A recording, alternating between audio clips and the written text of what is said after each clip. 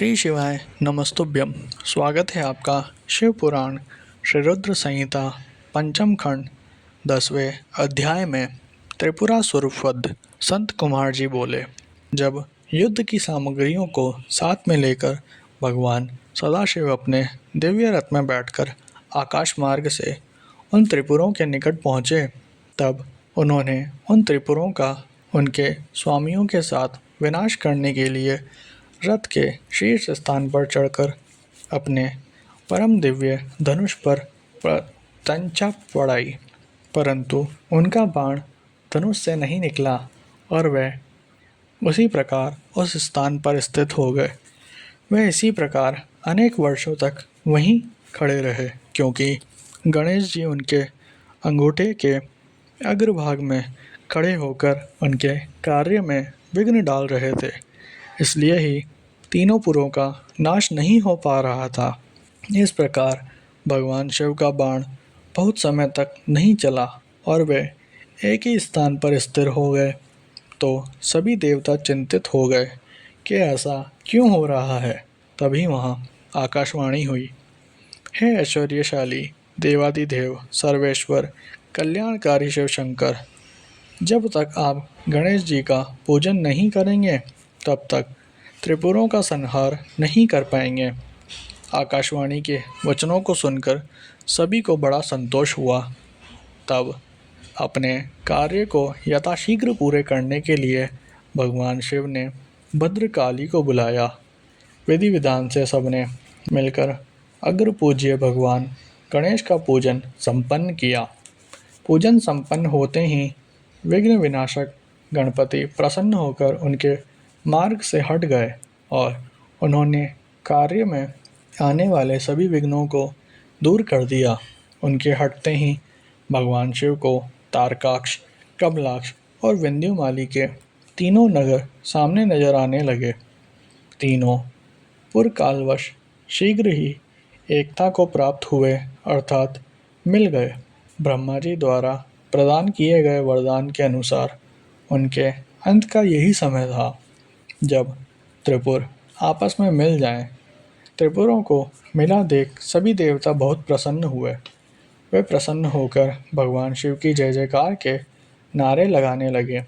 तब ब्रह्मा और विष्णु जी ने महेश्वर से कहा कि हे देवादिदेव, तारकासुर के इन तीनों दैत्य पुत्रों के वध का समय आ गया है।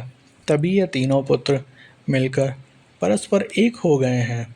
इससे पहले कि ये तीनों पुर फिर से अलग हो जाएं, आप इन्हें भस्म कर दीजिए और हमारे कार्य को पूर्ण कीजिए।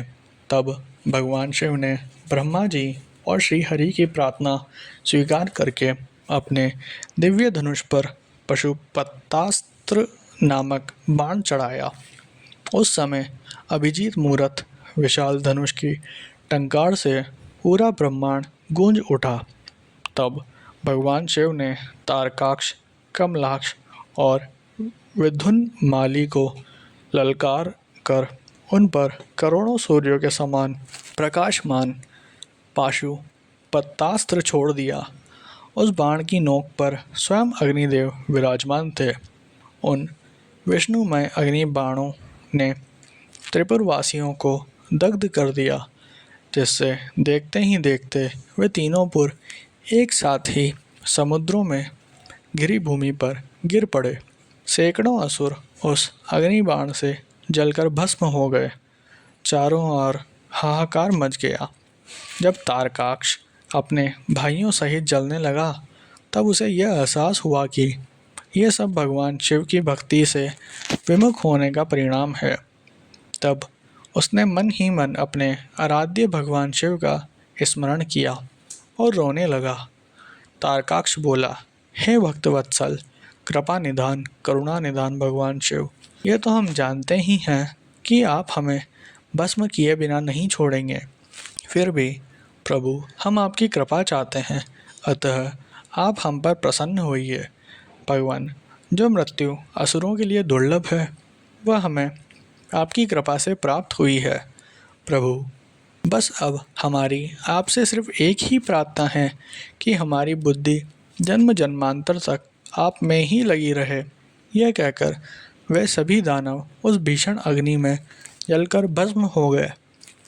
भगवान शिव की आज्ञा से उन पुरों के बालक, वृद्धि, स्त्रियां, पुरुष, पेड़ पौधे आदि सभी जीव जंतु भी अग्नि की भेंट चढ़ गए।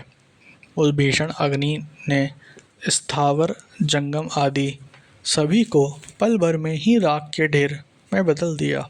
पशुपतास्त्र से प्रज्वलित अग्नि में सभी जलकर भस्म हो गए, परंतु भगवान शिव का भक्तमय नामक दैत्य, जो असुरों का विश्वकर्मा था और जो देवों का विरोधी भी नहीं था, भगवान शिव के तेज से सुरक्षित बच गया। इस प्रकार जिन दैत्यों का प्राणियों का किसी भी स्थिति में मन धर्म के मार्ग से विचलित नहीं होता है, उनका पतन किसी भी स्थिति में किसी के द्वारा नहीं होता है। इसलिए सज्जन पुरुषों को सदैव अच्छे कर्म ही करने चाहिए।